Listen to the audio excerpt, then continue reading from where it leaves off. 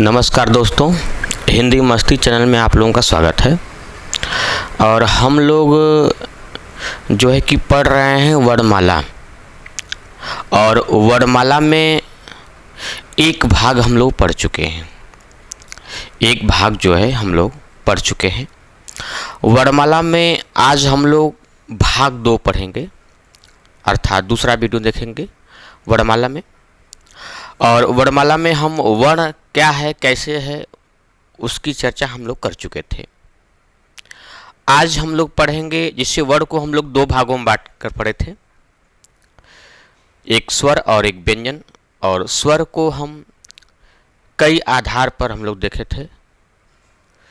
और इसमें जो है कि जो स्वर पढ़े थे, इसमें हम लोग पढ़ेंगे सबसे पहले उत्पत्ति के आधार पर, कि उत्पत्ति के आधार पर उत्पत्ति के आधार पर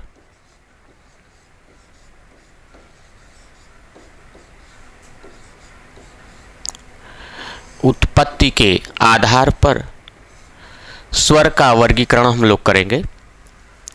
तो उत्पत्ति के आधार पर स्वर का 2 भागों में हम लोग वर्गीकरण करेंगे। देखिएगा, उत्पत्ति के आधार पर स्वर के 2 भेद हैं। उत्पत्ति के आधार पर स्वर के 2 भेद हैं। पहला है मूल स्वर, पहला है मूल स्वर, और दूसरा है संधि स्वर। दूसरा संधि स्वर। जो मूल स्वर होते हैं, इनका निर्माण जो है एक खंड से होता है। जो मूल स्वर होते हैं, इनका निर्माण जो है एक खंड से होता है, एक खंड से होता है।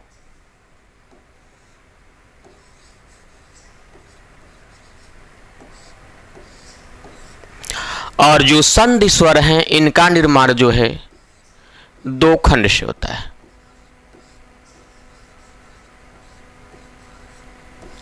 दो खंड से, ठीक है ना।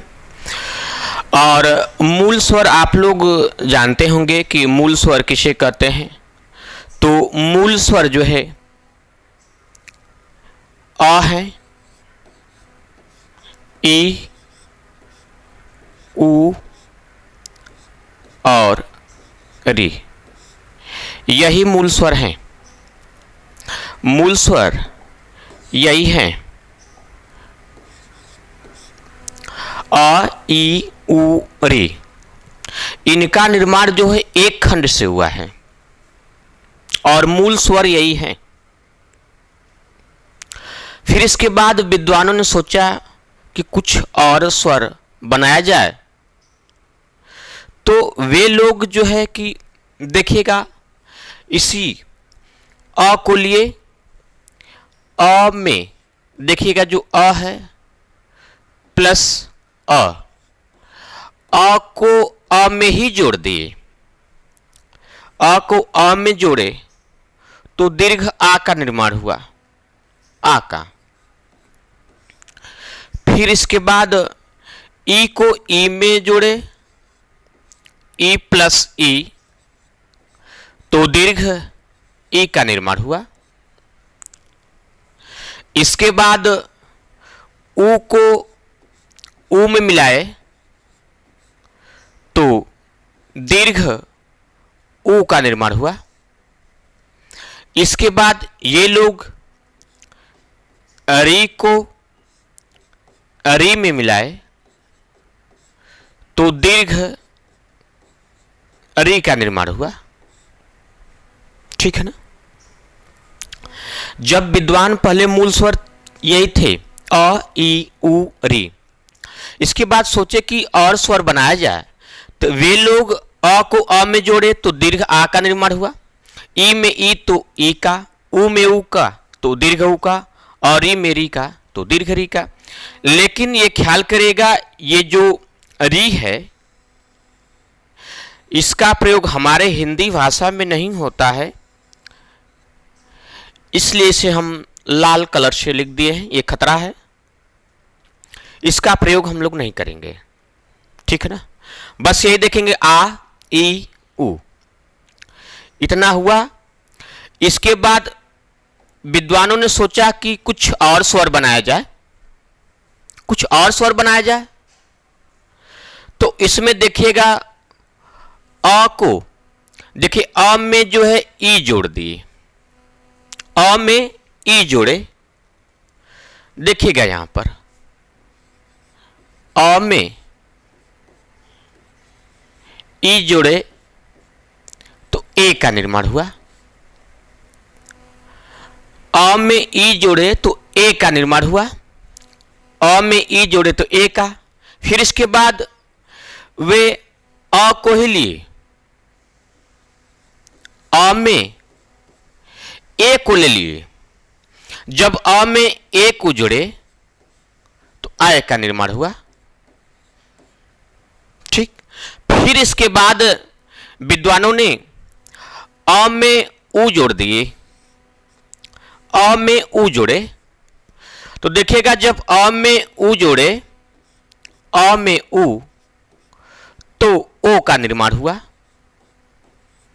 किसका निर्माण हुआ? ओ का निर्माण हुआ। फिर इसके बाद अ को लिए और इस अ में ओ को ही मिलाए, ओ को जोड़े, ओ को जोड़े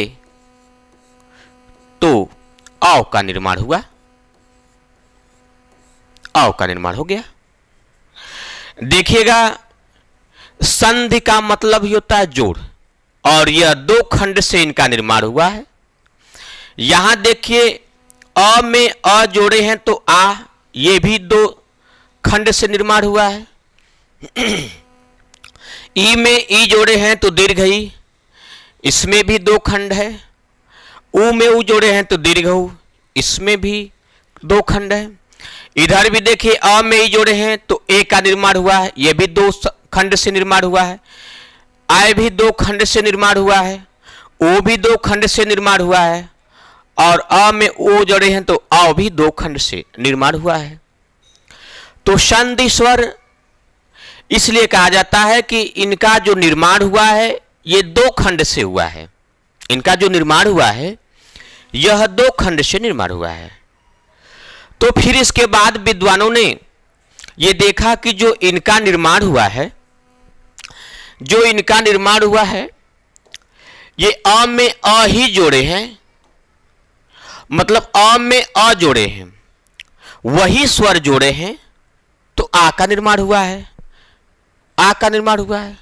और ई में ई जोड़े हैं तो दीर्घ ई का निर्माण हुआ है, और उ में उ जोड़े हैं तो दीर्घ उ का निर्माण हुआ है।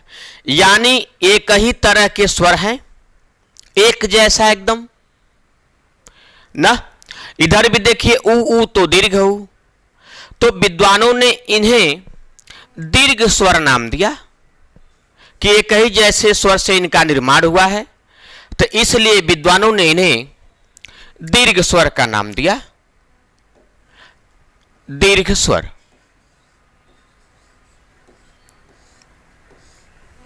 इन्हें दीर्घ स्वर कहे।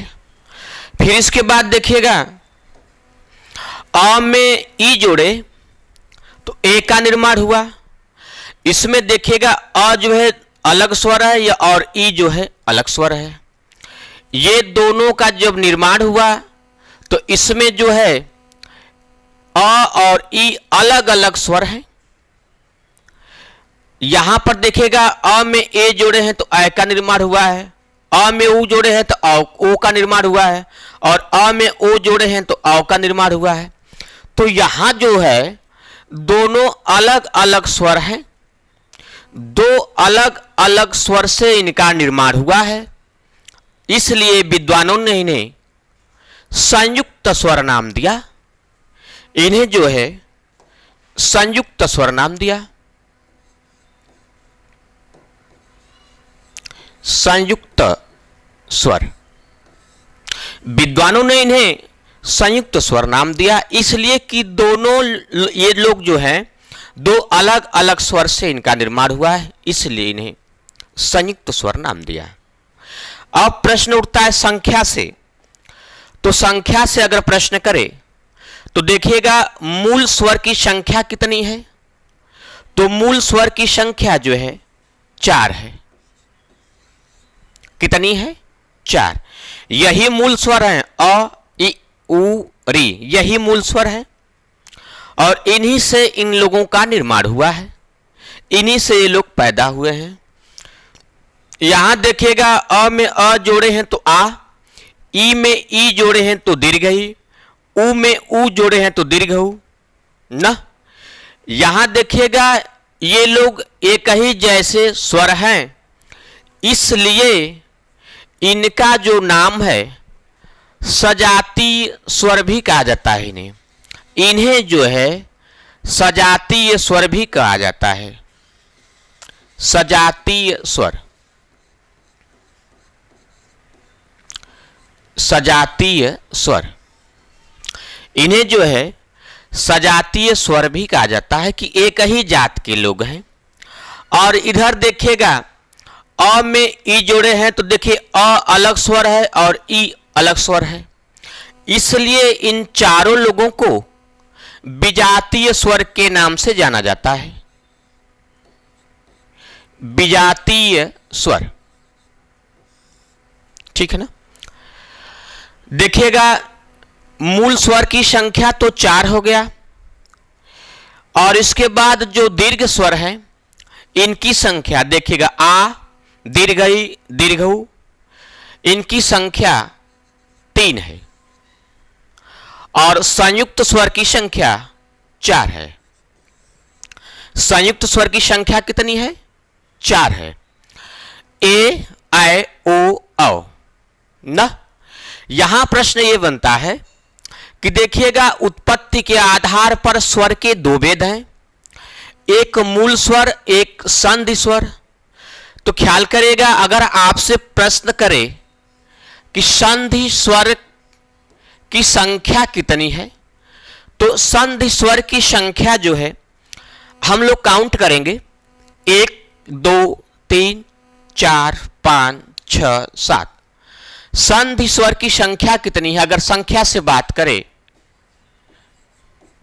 तो संधि स्वर की संख्या जो है 7 है। अगर आपसे प्रश्न करे कि संधि स्वर के भेद कितने हैं, तो देखिएगा संधि स्वर के, देखिए यही संधि स्वर है, एक दीर्घ है और एक संयुक्त है। तो संधि स्वर के भेद से बात करें तो संधि स्वर के भेद जो है 2 हैं। संधि स्वर के भेद कितने हैं? तो संधि स्वर के 2 भेद हैं, एक दीर्घ स्वर और दूसरा संयुक्त स्वर, ठीक है ना। आप लोगों को यहां तक समझ में आया होगा कि उत्पत्ति के आधार पर स्वर के 2 भेद हैं। स्वर के कितने भेद हैं? 2 भेद हैं, एक मूल स्वर और एक संधि स्वर ना। मूल स्वर की संख्या 4 है, दीर्घ स्वर की संख्या 3 है और संयुक्त स्वर की या संयुक्त स्वर की संख्या 4 है, ठीक है ना। उत्पत्ति के आधार पर हम लोग स्वर का वर्गीकरण कर लिए। इसके बाद हम लोग अगले पैटर्न में चलेंगे मात्रा के आधार पर। देखिए हम ये सब बता चुके हैं कि उत्पत्ति के आधार पर पढ़ेंगे, मात्रा के आधार पर पढ़ेंगे। इसके पहले वाला वीडियो जाकर के देख लेंगे तो पूरी जानकारी हो जाएगी आपको। तो उत्पत्ति के आधार पर हम लोग पढ़ लिए। अब चलते हैं हम लोग मात्रा के आधार पर स्वर देखेंगे कि मात्रा के आधार पर स्वर क्या है। तो आइए देखते हैं मात्रा के आधार पर।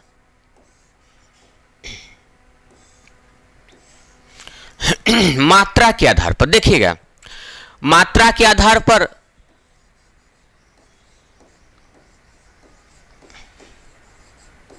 मात्रा के आधार पर स्वर का वर्गीकरण।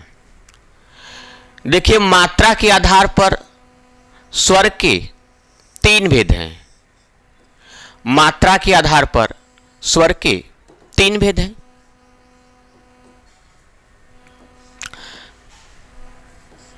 तीन भेद। अब मात्रा क्या होता है ये देखेंगे। जो मात्रा होता है यह जो है स्वरों के उच्चारण में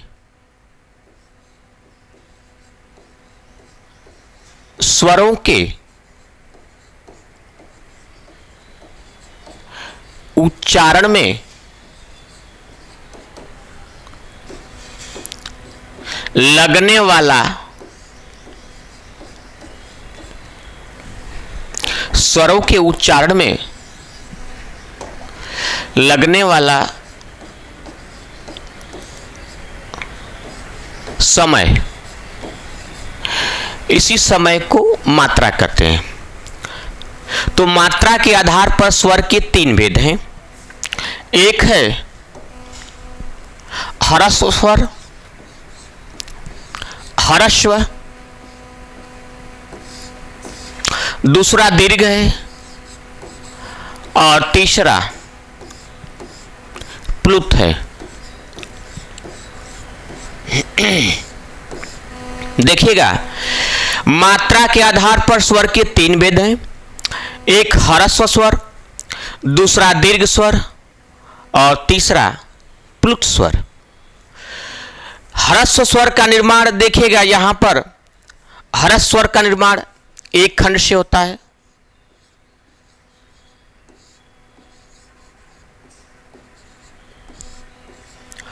और दीर्घ स्वर का निर्माण दो खंड से होता है।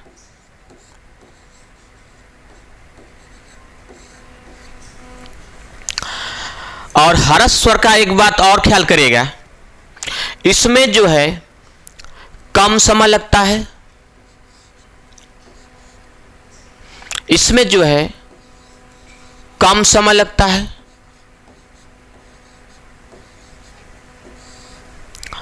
और दीर्घ स्वर में दूना समय लगता है।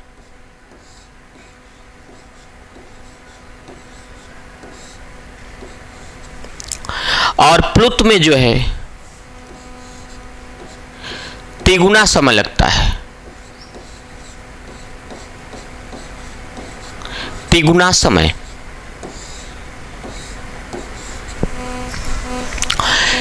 ह्रस्व में कम समय लगता है, दीर्घ में दूना समय लगता है और प्लुत में तिगुना समय लगता है। अब देखिए ह्रस्व स्वर कौन कौन है ये देखेंगे हम लोग। जो ह्रस्व स्वर हैं देखिएगा, अ है, ई है, उ है और री है। ह्रस्व स्वर यही है। ह्रस्व का मतलब होता है छोटा। ह्रस्व का अर्थ होता है छोटा और दीर्घ का अर्थ होता है बड़ा। ठीक है ना। तो यही छोटे स्वर हैं। जब इनका उच्चारण करते हैं तो कम समय लगता है और इनका निर्माण भी देखिएगा एक खंड से हुआ है। और दीर्घ स्वर कौन कौन है देखिएगा, आ, दीर्घ ई, दीर्घ उ, ए, ऐ, ओ और औ। ठीक है ना। जो दीर्घ स्वर है देखिएगा इनका निर्माण दो खंड से हुआ है और इनका जब उच्चारण करते हैं या जब इनको बोलते हैं तो ह्रस्व की अपेक्षा दूना समय लगता है। ह्रस्व की अपेक्षा दूना समय लगता है और इनका निर्माण जो है एक खंड से हुआ है। और प्लुत की बात करें तो प्लुत में जो है तिगुना समय लगता है, इनसे ज्यादा। देखिएगा कम समय में, अब इसमें से थोड़ा सा ज्यादा दूना समय इसमें हो गया और इसमें प्लुत में क्या है तिगुना समय लगता है। और इसे में देखिएगा यही आता है ओम। ओम। और जो ये जो है इसका नाम अवग्रह है, अवग्रह। पहले अ ऐसे ही लिखा जाता था और इसमें एक ही चीज का जब दोहराव होता है इसको 3 से भी प्रदर्शित करते हैं, यानी तिगुना समय लगता है इसमें। ओम का जब हम उच्चारण करते हैं तो नाभि से होते फेफड़े से होते हुए बहुत समय लगता है। ओम का उच्चारण देरी तक किया जाता है। तो ह्रस्व की अपेक्षा इसमें दूना और इससे अपेक्षा इसमें तिगुना, 3 गुना समय इसमें लगता है। ओम का जब हम उच्चारण करते हैं तो इसमें तिगुना समय लगता है ना। तो प्लुत में क्या है, ओम आता है। और दीर्घ स्वर में आ, दीर्घ ई, दीर्घ उ, ए, ओ, ऐ, ओ, औ। देखिएगा अगर आपसे प्रश्न करे कि ह्रस्व स्वर की संख्या कितनी है, संख्या से अगर प्रश्न करे तो ह्रस्व स्वर की संख्या जो है 4 है। ह्रस्व स्वर की संख्या कितनी है, 4। अ, ई, उ, री। ह्रस्व स्वर की संख्या जो है 4 है और दीर्घ स्वर की संख्या कितनी है, 1, 2, 3, 4, 5, 6, 7।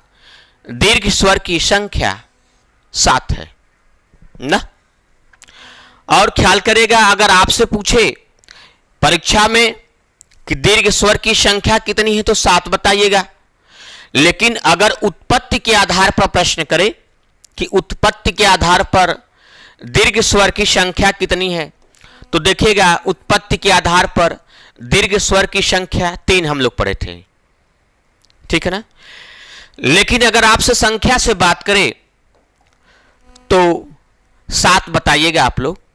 दीर्घ स्वर की संख्या 7 है। अगर वह प्रश्न करे कि उत्पत्ति के आधार पर कितनी है तो उत्पत्ति के आधार पर 3 बताइएगा। उत्पत्ति के आधार पर 3। अगर केवल दीर्घ स्वर की संख्या से बात करें तो 7 बताइएगा। तो मात्रा के आधार पर स्वर के 3 भेद हैं। मात्रा क्या होता है ये ख्याल करेगा कि स्वरों के उच्चारण में लगने वाला जो समय होता है इसे ही क्या कहते हैं, मात्रा कहते हैं, ठीक है ना। और मात्रा के आधार पर स्वर के 3 भेद हैं। स्वर के कितने भेद हैं, 3 हैं। पहला है ह्रस्व स्वर, दूसरा दीर्घ स्वर और तीसरा प्लुत स्वर। मात्रा के आधार पर स्वर के कितने भेद हैं, 3। यह एसआई में भी पूछ चुका है प्रश्न और यूपी SSSC वीडियो में भी यह प्रश्न आ चुका है कि मात्रा के आधार पर स्वर के कितने भेद हैं। तो ख्याल करेगा मात्रा के आधार पर स्वर के 3 भेद हैं, ह्रस्व, दीर्घ और प्लुत, ठीक है ना। यहां तक तो समझ में आया होगा। आइए अगर हम लोग चलते हैं जीभ के आधार पर स्वर के कितने भेद हैं। जीभ के आधार पर, जीभ प्रयोग के आधार पर स्वर के भेद। जीभ प्रयोग के आधार पर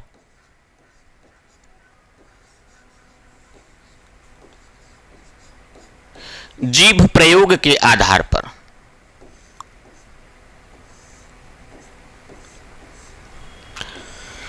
जीभ प्रयोग के आधार पर स्वर के 3 भेद हैं। जीभ प्रयोग के आधार पर स्वर के 3 भेद हैं।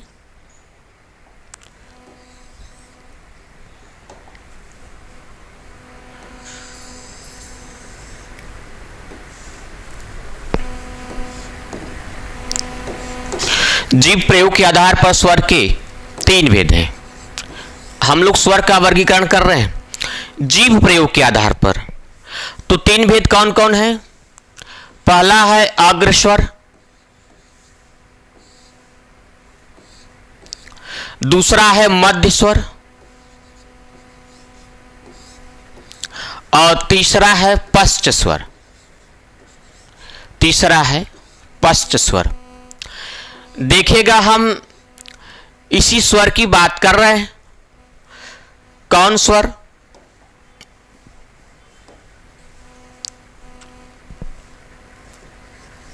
अ, आ,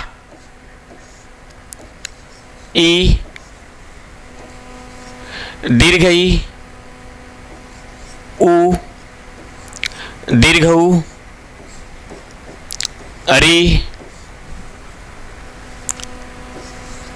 ए, आई, ओ और औ।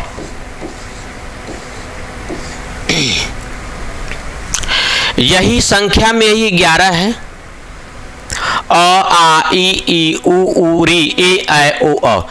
इसी स्वर की बात करेंगे हम लोग। इन्हीं स्वर को हम देखिएगा यहाँ पर जीभ प्रयोग के आधार पर देखेंगे, और जीभ प्रयोग के आधार पर हम इनके भेद करेंगे 3, अग्र, मध्य और पश्च। और इन्हीं स्वर की बात हो रही है, ठीक, इन्हीं स्वर की बात हो रही है। तो ख्याल करिएगा, जो अग्र स्वर है, अग्र का अर्थ होता है आगे, इसका अर्थ होता है आगे। मध्य का अर्थ होता है बीच में,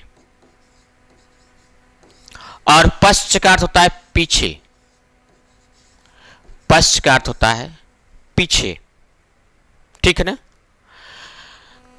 अग्र, मध्य और पश्च, यही 3 भेद है कि जब हम जीभ की बात कर रहे हैं, यहाँ पे जीभ के आधार पे, कि जब हम इनका उच्चारण करते हैं तो हमारी जिह्वा कब कहां रहती है। अग्र का मतलब आगे कब रहती है, मध्य का मतलब कब बीच में रहती है, और पश्च का मतलब कब पीछे रहती है, ठीक है ना। तो आइए देखते हैं कि अग्र स्वर कौन कौन है। तब जब हम देखिए, इसी स्वर की बात कर रहे हैं हम लोग। अ जब हम पढ़ते हैं, अ जब हम लोग अ पढ़ते हैं तो जिह्वा एकदम स्थिर रहती है, अ एकदम मध्य में स्थिर रहती है। जब हम बोलते हैं तो जिह्वा एकदम मध्य में स्थिर रहती है। और एक ही ऐसा स्वर है जो मध्य स्वर है। इसके बाद जब आ पढ़ते हैं तो आ जो है पश्च में आता है, आ पश्च में। फिर ई जब हम बोलते हैं, जब ई का उच्चारण करते हैं हम लोग तो जिह्वा जो है आगे की तरफ रहती है, एकदम आगे की तरफ आती है। ई और ई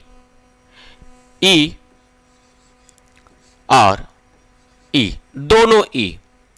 फिर इसके बाद उ जब बोलते हैं तो पीछे की तरफ जाती है, उ और दीर्घ उ, ठीक है ना। फिर इसके बाद री की गणना नहीं किया गया इसमें। ए जब हम लोग ए बोलते हैं, ए का उच्चारण देखिएगा, जब हम इनका करते हैं उच्चारण ए तो जिह्वा एकदम आगे की तरफ रहती है।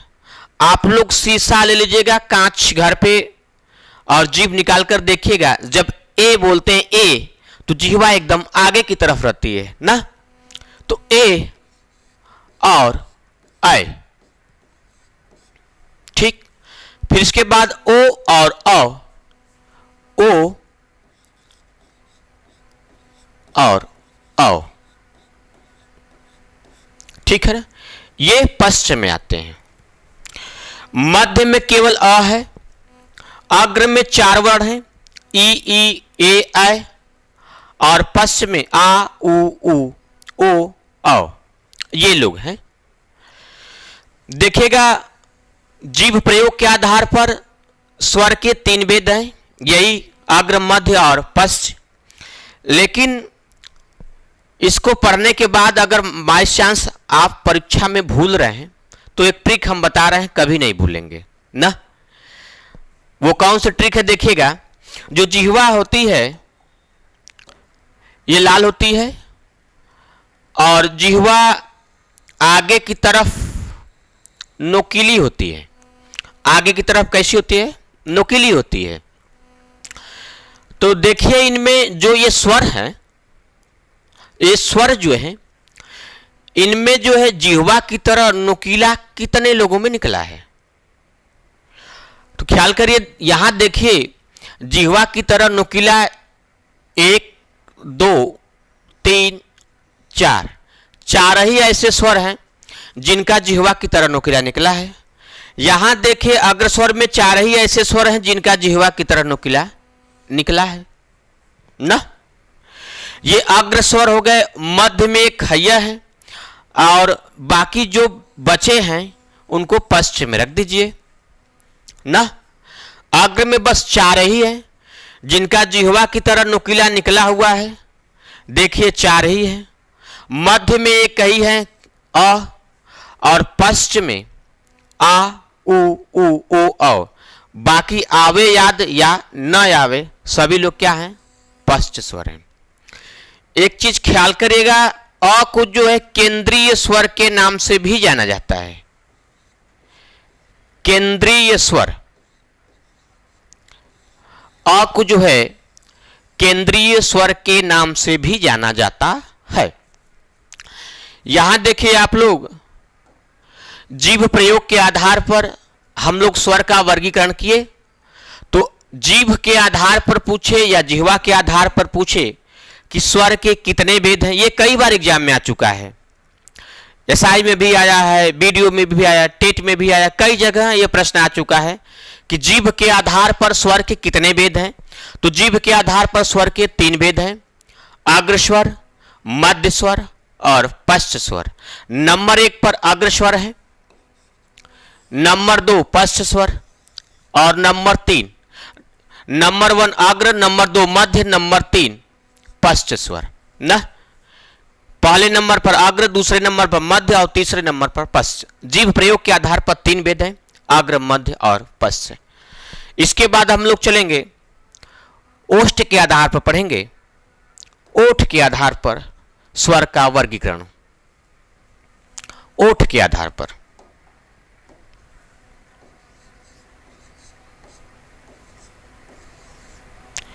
ओठ के आधार पर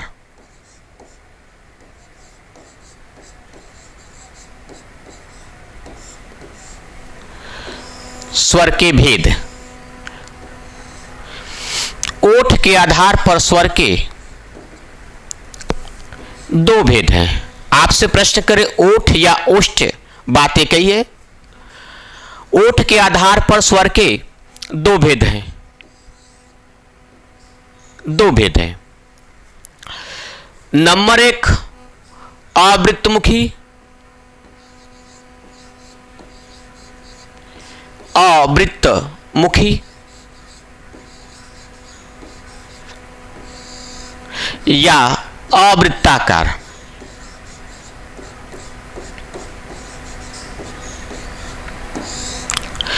अवृत्तमुखी स्वर या अवृत्ताकार। नंबर 2 वृत्तमुखी,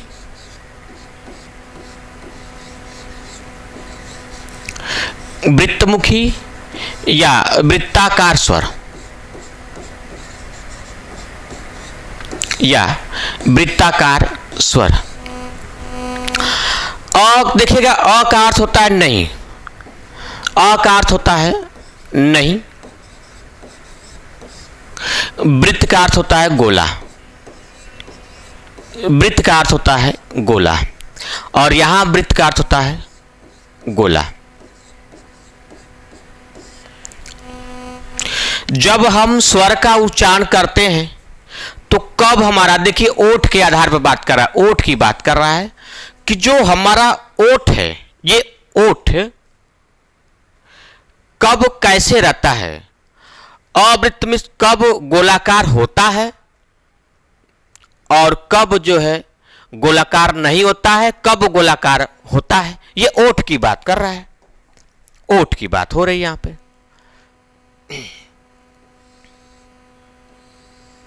यही ओठ है और ये ओठ है।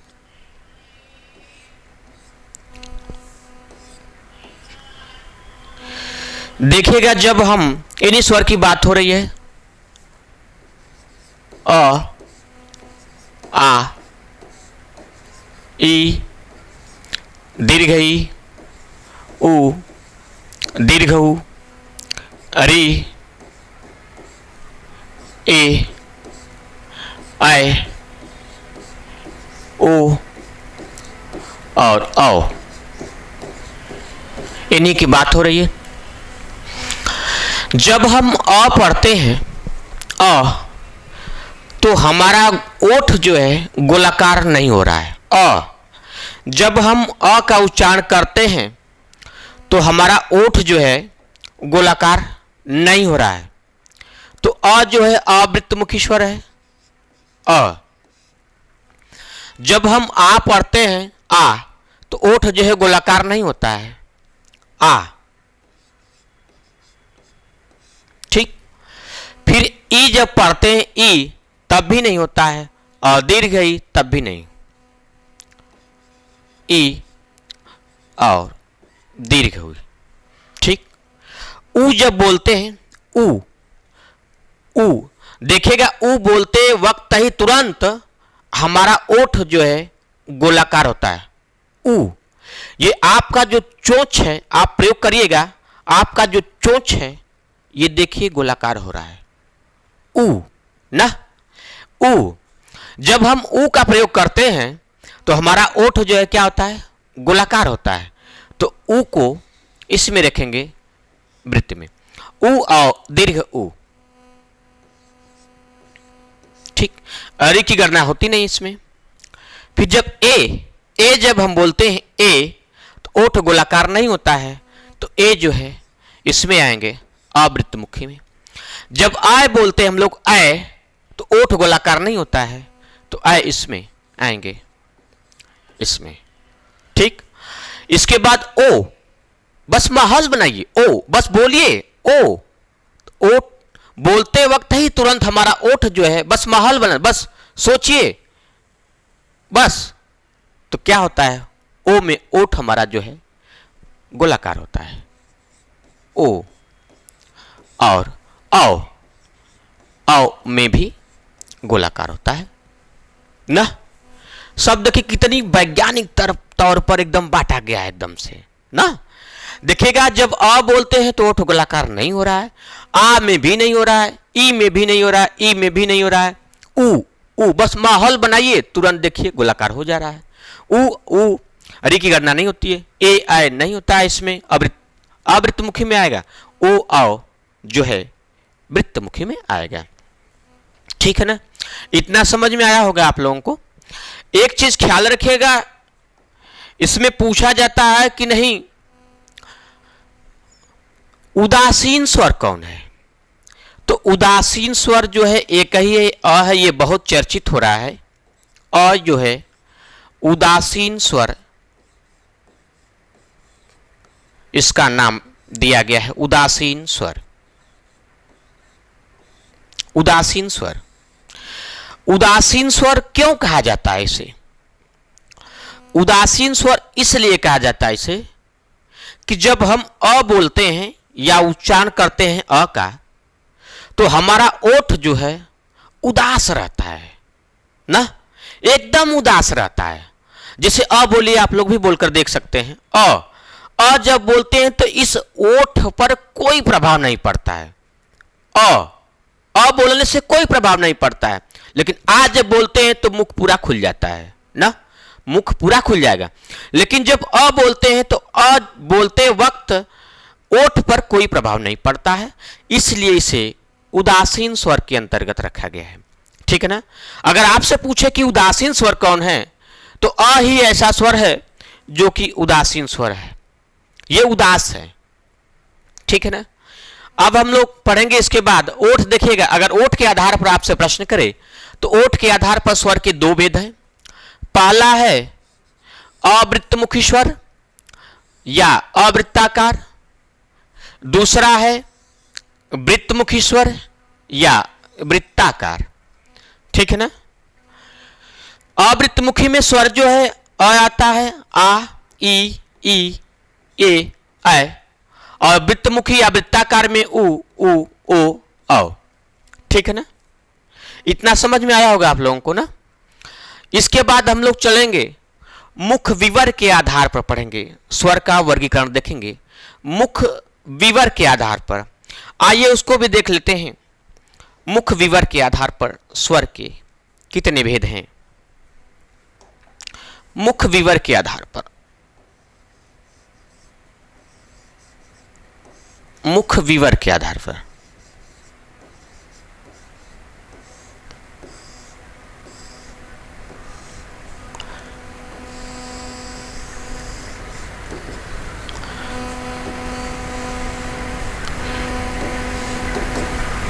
मुख विवर के आधार पर स्वर के 4 भेद हैं। स्वर के कितने भेद हैं? 4 भेद हैं। एक है समृत,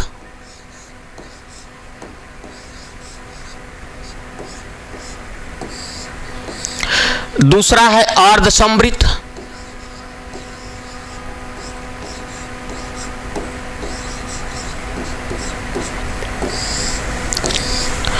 तीसरा है विवृत,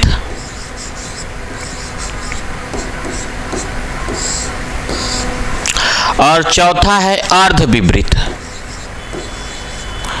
अर्ध विवृत, चौथा है अर्ध विवृत। यही 4 भेद हैं। याद कैसे होगा ये देखिएगा, बस 2 को याद कर लीजिए, समृत और विवृत। इसी को आधा कर दीजिए तो अर्ध समृत हो गया, इधर आधा कर देंगे तो अर्ध विवृत हो जाएगा ना, अर्ध विवृत हो गया। तो मुख विवर, मुख विवर में होता है छिद्र, छेद। जब हम स्वर का उच्चारण करते हैं तो हमारा मुख कितना खुलता है, कितना बंद रहता है, इसी के विषय में हमें जानना है इसमें। तो मुख विवर के आधार पर स्वर के 4 भेद हैं। इसमें क्या होता है, स्वर इसमें समृत में क्या है, मुख लगभग क्या होता है, बंद रहता है, लगभग बंद रहता है।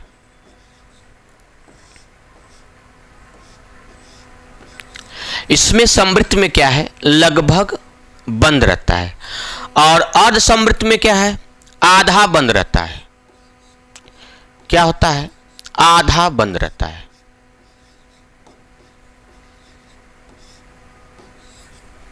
आधा बंद रहता है।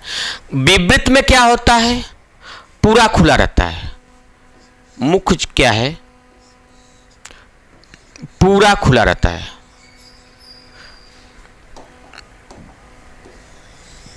मुख जो है पूरा खुला रहता है।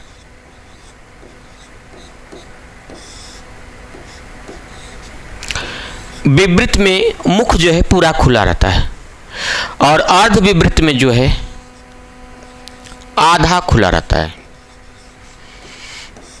आधा खुला रहता है।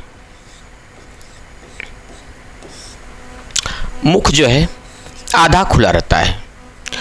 देखिएगा, समृत में लगभग बंद रहता है, अर्ध समृत में आधा बंद रहता है, विवृत में पूरा खुला रहता है, अर्ध विवृत में आधा खुला रहता है। ये स्वर की ही बात हो रही है। मुख विवर का जो आधार है, स्वर के आधार पर ही हम इसका वर्गीकरण किए हैं, इसका भेद किए हैं। तो 4 भेद हैं, समृत, अर्ध समृत, विवृत और अर्ध विवृत ना। तो समृत में कौन कौन से वर्ण आते हैं? तो समृत में देखिएगा, इसमें जो है ई, ई, उ और उ, यही 4 वर्ण आते हैं।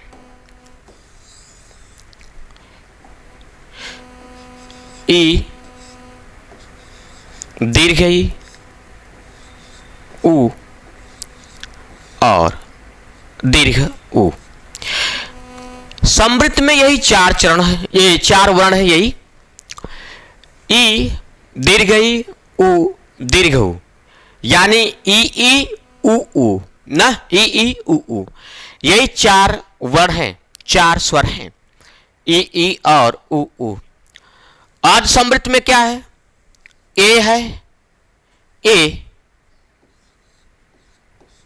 और ओ है, ठीक है ना, ए ओ। विवृत में क्या है, आ है, आ। और अर्ध विवृत में क्या है, अ है, आय है और औ है, ठीक है ना। समृत में यही 4 वर्ण है, ई उ। अर्ध समृत में ए ओ है, विवृत में आ है। जब विवृत का मतलब मुख पूरा खुला रहता है, देखिए पूरा खुला है हमारा मुख, आ। जब आ बोलते हैं तो मुख बांधते हैं, जब पूरा खुल जाता है आ। जब आ बोलते हैं तो मुख क्या होता है, पूरा खुला रहता है। और अर्ध विपरीत में देखिए आधा खुला रहता है, अ ए औ, देखिए आधा खुला रहता है। लेकिन समृद्ध में देखिएगा ई उ, जब हम ई उ जब बोलते हैं तो मुख जो है लगभग बंद ही रहता है, ई उ। लेकिन जब उसके बाद देखिए असमृद्ध जब बोलते हैं आधा बंद होता है, जैसे ए उ ना, इसमें क्या है, आधा बंद रहता है मुख हमारा। यही परिभाषा भी इसकी है। समृद्ध की परिभाषा यह कि मुख लगभग बंद रहता है, अर्ध समृद्ध की परिभाषा है कि आधा बंद रहता है, विवृत की परिभाषा है कि पूरा खुला रहता है मुख हमारा, और अर्ध विवृत की परिभाषा यह है कि हमारा जो मुख है आधा खुला रहता है। ठीक है ना, इतना समझ में आ गया ना कि नहीं। मुख के आधार पर या विवर के आधार पर, मुख विवर के आधार पर स्वर के कितने भेद हैं, तो कितने भेद, 4 भेद हैं। समृद्ध पहले नंबर पर है समृद्ध, दूसरे नंबर पर है अर्ध समृद्ध, तीसरे नंबर पर है विवृत, और चौथे नंबर पर है अर्ध विवृत ना। इतना समझ में आया होगा आप लोगों को। तो मुख विवर के आधार पर यही 4 भेद हैं। अगर बाई चांस मान लीजिए कि परीक्षा में आपको नहीं आ रहा है, भूल जा रहे हैं, तो देखिएगा एक ट्रिक हम बता रहे हैं। ट्रिक वो है कि देखिए एक चीज मान लीजिए, ये समझ, ये इसको हम मिटा दे रहे हैं, ये और ये ठीक है ना।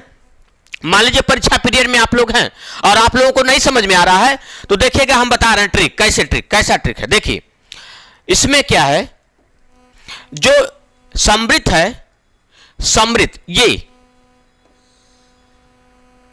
यही 4 वर्ण है, और ये क्या है, अ है, ये क्या है, अ है। अब अ को इसमें भी जोड़ दीजिए, अ को इसमें जोड़ेंगे, जब ई में अ जोड़ेंगे तो किसका निर्माण हो जाएगा, ए का निर्माण हो जाएगा। किसका निर्माण हो जाएगा, ए का निर्माण हो जाएगा। जब इसी अ को उ में जोड़ेंगे तो किसका निर्माण हो जाएगा, ओ का निर्माण हो जाएगा। किसका निर्माण हो जाएगा, ओ का निर्माण हो गया। देखिए हुआ कि नहीं, इसी ई में अ जोड़े तो ए का निर्माण हुआ, इसी उ में अ जोड़ दिए तो ओ का निर्माण हो गया। देखिए अर्ध समृद्ध आ गया कि नहीं आ गया, ए ओ आ गया कि नहीं आ गया। और परीक्षा में मान लीजिए ये सब तीनों तो आ गया, और जो नहीं आ रहा है बचा खुचा इसमें रख दीजिए। लेकिन विपरीत में ख्याल करेगा, ये यही आना चाहिए, आपको याद में रहना चाहिए कि पूरा मुख खुल जाता है, एक ही वर्ण है।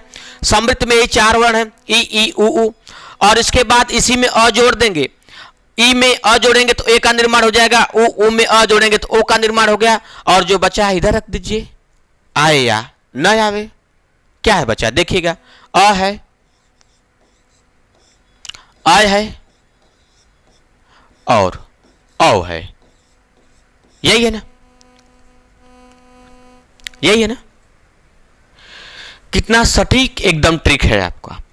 केवल बस कुछ नहीं करना है, इसी को ई में अ जोड़ देंगे, देखिए ए का निर्माण हो गया। इसी उ में अ को जोड़े, ओ का निर्माण हो गया। हुआ कि नहीं हुआ ना। और पूरा खुला रहता है विवृत में, तो आ एक ठोवर्ण है, यह है, और बचा खुचा इधर रख दीजिए, जो बचा है अ ऐ औ ना। तो आपसे अगर प्रश्न पूछे कि मुख विवर के आधार पर स्वर के कितने भेद हैं, तो मुख विवर के आधार पर बताइएगा आप लोग कि स्वर के 4 भेद हैं। यही 4 भेद हैं, समृद्ध, अर्ध समृद्ध, विवृत और अर्ध विवृत ना। अब हम लोग पढ़ेंगे, देखिए इतना तो समझ में आया होगा आप लोगों को। अब इसके बाद हम लोग पढ़ेंगे उच्चारण स्थान के आधार पर। उच्चारण स्थान के आधार पर स्वर को देखेंगे कि जब बोलते हैं तो स्वर कौन सा स्वर कहां से उच्चारित होता है। आइए उसको भी देख लेते हैं। उच्चारण स्थान के आधार पर,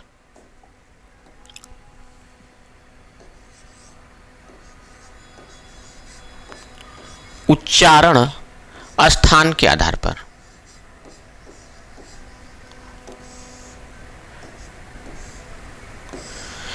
उच्चारण स्थान के आधार पर हम स्वर को देखेंगे कि कौन सा स्वर कहां से बोला जा रहा है। आइए स्वर को देखते हैं। अ, आ, ई, उ,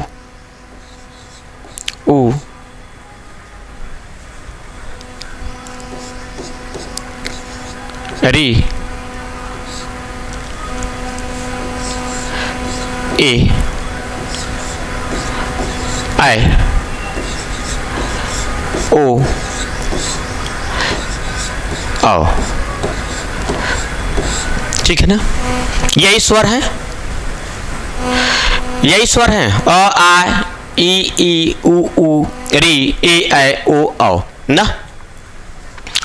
देखिएगा जब हम अ का उच्चारण करते हैं, जब हम अ बोलते हैं अ, तो जो है अ को बोलते वक्त देखेंगे अ जो है यहां से उच्चारित होता है कंठ से।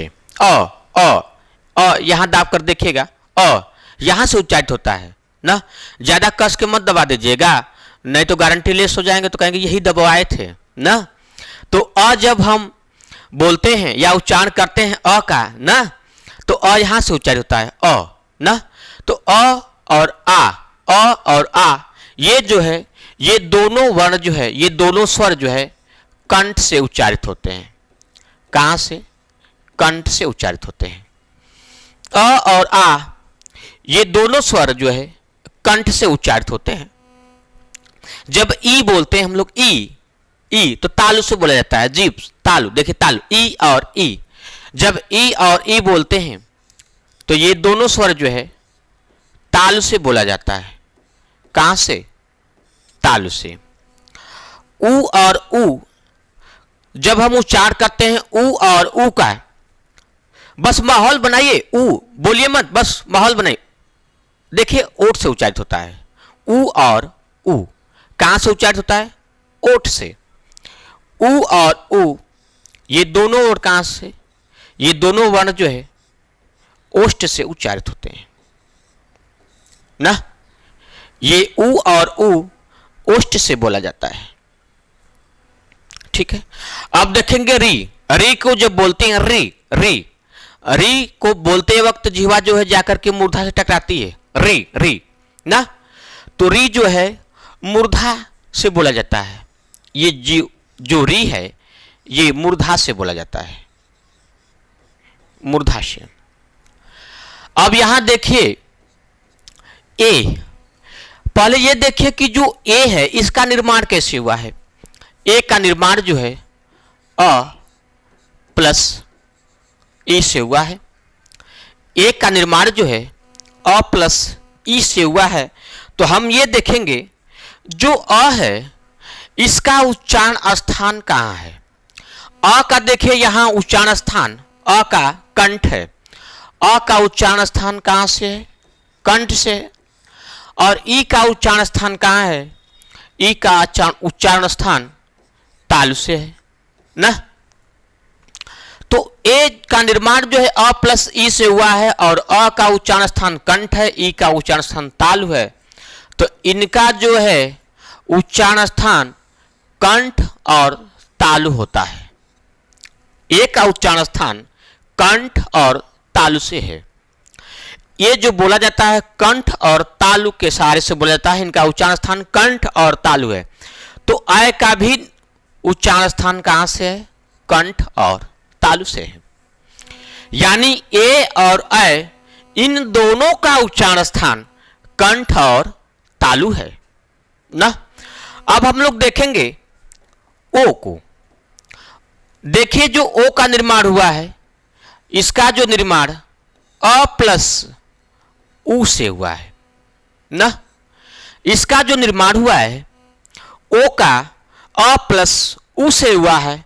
अब हम यहां ये देखेंगे कि जो अ है इसका उच्चारण स्थान कहां है? अ का उच्चारण स्थान कंठ है, अ का उच्चारण स्थान कंठ है। और इसके बाद ऊ का उच्चारण स्थान देखेंगे तो ऊ का उच्चारण स्थान ओठ है ना। क्या है? ओष्ठ है, ठीक। अ का उच्चारण स्थान कंठ, ऊ का उच्चारण स्थान ओष्ठ। तो यानी ओ का उच्चारण स्थान क्या है? कंठ और ओष्ठ है ना। ओ का उच्चारण स्थान कंठ और ओष्ठ है। तो औ का भी उच्चारण स्थान क्या है? कंठ और ओष्ठ है ना। यानी ए ऐ कंठ और ताल से बोला जाता है। ओ और कंठ और ओष्ठ से। यहां अ आ ये कंठ से बोला गया, ई और ई ताल से बोला गया, उ और उ ओष्ठ से, री जो है मूर्धा से। ठीक है ना। यानी अ आ का उच्चारण स्थान कंठ है, ई का तालु, उ का ओष्ठ, री का मूर्धा, ए और अ का कंठ और तालु, ओ और औ का कंठ और ओष्ठ। अब जो है हम जो स्वर का वर्गीकरण किए थे पूरा जो है स्वर हम लोग पढ़ चुके। यहां देखिएगा सबसे पहले हम लोग उत्पत्ति के आधार पर देखे हम लोग कि उत्पत्ति के आधार पर स्वर को देखे हम लोग। उत्पत्ति के आधार पर स्वर के दो भेद थे ना। उत्पत्ति के आधार पर स्वर के कितने भेद थे? दो भेद थे, एक मूल स्वर और एक संधि स्वर ना। इसके बाद उत्पत्ति के आधार पर हम लोग पढ़े मात्रा के आधार पर। तो मात्रा के आधार पर स्वर के कितने भेद थे? तीन, ह्रस्व, दीर्घ और प्लुत। फिर इसके बाद हम लोग जीभ प्रयोग के आधार पर भी देख लिए। जीभ प्रयोग के आधार पर स्वर के कितने भेद थे? तीन, अग्र स्वर, मध्य स्वर और पश्च स्वर। इसके बाद हम लोग देखे ओठ के आधार पर। ओठ के आधार पर कितने भेद थे? दो भेद थे, अवृत्तमुखी या अवृत्ताकार, वृत्तमुखी या वृत्ताकार। इसके बाद हम लोग देख लिए मुख विवर के आधार पर कि मुख विवर के आधार पर स्वर के कितने भेद हैं। तो मुख विवर के आधार पर स्वर के चार भेद थे, समृत, अर्ध समृत, विवृत और अर्ध विवृत। यानी स्वर आज जो है कंप्लीट हो गया। इसके बाद उच्चारण स्थान देखे हम लोग। उच्चारण स्थान कि कौन सा स्वर कहां से उच्चारण होता है। तो अ आ का उच्चारण स्थान कंठ है, ई का उच्चारण स्थान तालु है, उ का उच्चारण स्थान ओष्ठ है, री का उच्चारण स्थान मूर्धा है, मूर्धा। ए आय का उच्चारण स्थान कंठ और तालु है, ओ औ का उच्चारण स्थान ओष्ठ है ना। स्वर जो है हम लोग स्वर देखे यही पढ़े थे, यही स्वर थे अ आ, ई, दीर्घ ई, उ, दीर्घ उ, री, ए, ऐ, ओ और औ ना। यही पढ़े थे हम लोग। 1 2 3 4 5 6 7 8 9 10 11 कुल कितनी संख्या है स्वर की? स्वर की कुल संख्या कितनी है? 11। इस पर चर्चा पहले वीडियो में हो चुका है कि स्वर की संख्या कितनी है? 11 है। बचे दो और अंग और अ, यही ना, अंग और अ, यही दो बचे लोग थे, अ और अंग और अ। ठीक है ना। ये अनुस्वार है।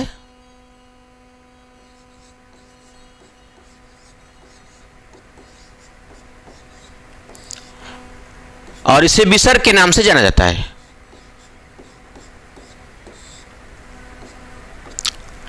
ये न स्वर है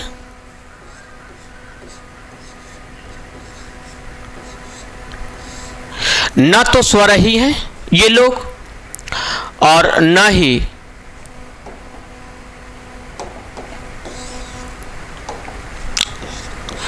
न व्यंजन। ये दोनों लोग न स्वर हैं न व्यंजन है। यही दोनों लोगों की बात हो रही है। ये लोग न स्वर हैं न व्यंजन हैं, बल्कि क्या हैं? अयोगवाह है। क्या है? अयोगवाह है।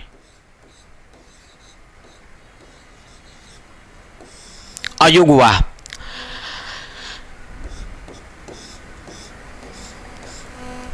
अमिस होता है नहीं या बिना। योग का अर्थ होता है जुड़े हुए। वाह का अर्थ होता है वहन करना। वहन करना। ठीक है ना। अयोगवाह हैं ये लोग, दोनों लोग अयोगवाह हैं। अंग और अ मिस होता है बिना, योग मिस जुड़े हुए, वाह मिस वहन करना।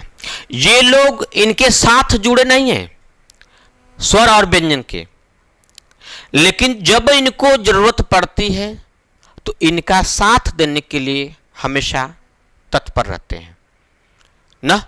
जैसे मान लीजिए हम लोग लिखें, क को लिखें, क को देखिए हम दो भाग में बांट रहे हैं। एक स्वर, देखिए